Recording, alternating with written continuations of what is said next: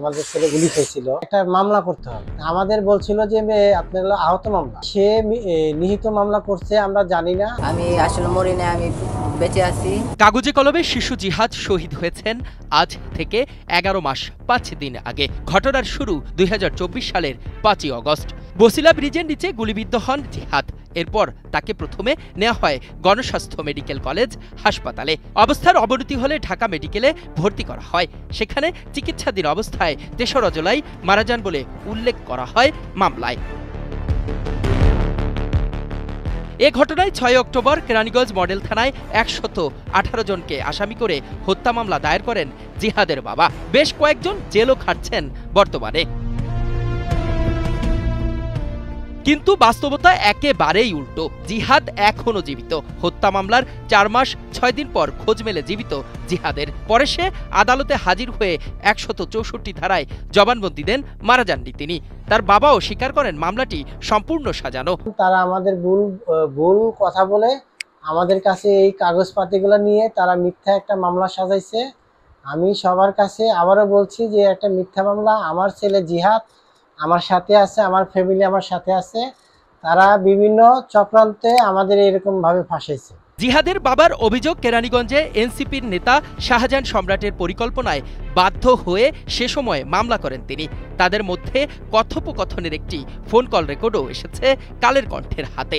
এগুলো তো এখন আপনার দৌড়াদৌড়ি করতে হবে, যে কাগজগুলো জমা দিতে হবে মন্ত্রণালয় নিয়ে। মনে করেন কি যে জমা দিলে সপ্তাহখানের ভিতরে কিন্তু সবাই কিন্তু পাচ্ছে। হ্যাঁ, 35 লাখ টাকা করে পারিমারিক। কারণ এই মামলা তো কপি তো চলে গেছে এতে জাতির সঙ্গে। আপনি আইসা চলে আসেন, আমি আপনাকে যেটা বলছি এটা করবো না ইনশাল্লাহ। আর এই যে এখানে তো টাকা পয়সা লাগবে খরচ করতে, খরচ কোনো নাই, দৌড়াদৌড়ি করতে টাকা লাগবে না, এগুলা দিব না। আপনি আসেন, এখন কোন শয়তানের পরামর্শ নেবেন আপনার সমস্যা হবে ব্রাদার, বুঝছেন না? আমার কোনো সমস্যা হবে না, আপনার সর্বোচ্চ সমস্যা হয়ে যাবে বুঝছেন। যদি আপনি যদি করেন না আমি বাঁচতে চাই, আর যদি না আমি এটা করবো, আত্মহত্যা করবো, তাহলে ওইটা হলো আপনার বিষয়। অভিযুক্ত শাহজাহান সম্রাটের সাথে যোগাযোগ করা হলে তিনি বিষয়টি এড়িয়ে যান।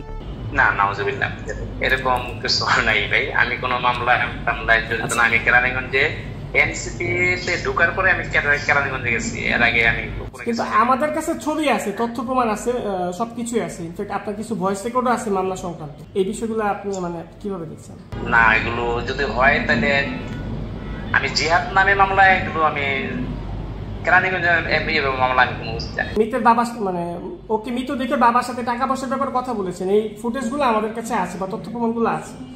এই বিষয়ে আপনার বক্তব্যটা কি আসলে? না, এই ধরনের কিছু নাই যে আমি যে টাকা পয়সার বিষয়ে কথা বলছি, এই ধরনের কিছু। বান্ডেল থাকলে প্রতি সেনমানিতে টাকা বাঁচবে।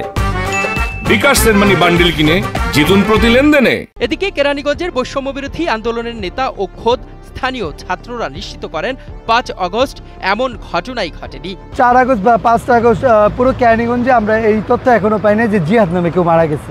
মামলায় দেখানো ঠিকানায় জিহাদের পরিবারকে খুঁজে পাওয়া যায়নি। তবে অনুসন্ধান করে গাজীপুরের এক দুর্গম গ্রাম থেকে খুঁজে পাওয়া যায় জিহাদ ও তার পরিবারকে। সেখানে গিয়ে সত্যতাও মেলে পুরো ঘটনার।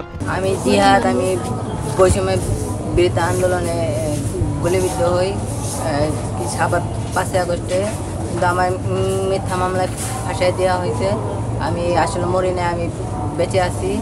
আর যারা আমার করছে মিথ্যা মামলা ফাঁসাইছে, নাম হচ্ছে মোহাম্মদ সম্রাট, শাহজাহান সম্রাট, আরো 3-4 জন ছিল। আমাদের কেরানীগঞ্জের সম্রাট নামে এক ভদ্রলোক আইসা বলে আমাদের যে একটা অনুদান নিয়ে দিবে। হ্যাঁ, অনুদান করার পরে একটা মামলা করতে হবে। আমাদের বলছিল যে আপনার আহত মামলা। পরে সে নিহিত মামলা করছে, আমরা জানি না। আমরা পরে বাসায় আইসা আমরা একটা মেসেজ পাই যে আমার ছেলে জিহাদ সে মৃত।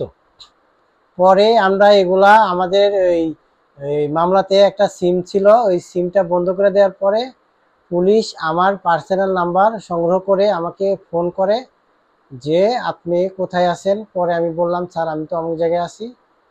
তো সেখান থেকে তারা আসলো আমার বাসায়, আইসা আমার থেকে তদন্ত নিয়ে আমাদের কেরানীগঞ্জ মডেল থানায় নিয়ে গেল। নিয়ে যাওয়ার পরে সেখান থেকে ঢাকা সুপার হেড যে ওনাদের কাছে নিয়ে যাওয়ার পরে আমাদের কাছে জবানবন্দি নিল। তারপরে ওইখানে আপনার হাইকোর্টের যে ম্যাজিস্ট্রেট আছে, ম্যাজিস্ট্রেটের কাছে নিয়ে জবানবন্দি দিলাম আমি। আমার ছেলে ছিল। আমি আমি আমি বিপদে পড়ে এই ভুল চক্রান্ত শিকার হয়েছি। আমি দেশবাসীর কাছে আমি ক্ষমা চাই। আমাকে এই মামলার থেকে আমরা অব্যাহত চাচ্ছি। আমাদের যে ফ্যামিলির কোনো ক্ষতি যে না হয়। আমাদের 5টা ছেলে মেয়ে। আমি আসলে সরকারের কাছে খুবই আবেদন, তারা আমাদের ভুল কথা বলে আমাদের কাছে এই কাগজপাতিগুলো নিয়ে তারা মিথ্যা একটা মামলা সাজাইছে। আমি সবার কাছে আবারও বলছি যে একটা মিথ্যা মামলা। আমার ছেলে জিহাদ আমার সাথে আছে, আমার ফ্যামিলি আমার সাথে আছে। তারা বিভিন্ন চক্রান্তে আমাদের এরকম ভাবে ফাঁসাইছে। এই মামলাতে দ্রুত নিষ্কৃতি চাই, আর যারাই জালে ফাঁসাইছে, আমার ছেলেকে মৃত বানাইছে, তাদেরকে আমি শাস্তি চাই। এসব বিষয়ে জানতে কেরানীগঞ্জ মডেল থানার ভারপ্রাপ্ত কর্মকর্তা মনিরুল হক ডাবলুর সঙ্গে যোগাযোগ করা হলে ক্যামেরার সামনে কথা বলতে রাজি হননি। তবে তিনি জানান, এই মামলা হওয়ার পর থেকে বাদীকে খুঁজে পাচ্ছিলেন না তারা। তবে একসময় পুলিশ বাদীর ঠিকানা খুঁজে পায়। মামলার বাদী জহিরুল ইসলাম রাজু ও অভিযুক্ত জিহাদ আদালতে 164 ধারায় জবানবন্দি দিয়েছে যে জিহাদ জীবিত। এ মামলাটি এখনো খারিজ হয়নি। বর্তমানে এটি পুলিশের মনিটরিং সেলের আওতায় রয়েছে বলেও জানান তিনি। ইখলাসুর রহমান, কালের কণ্ঠ।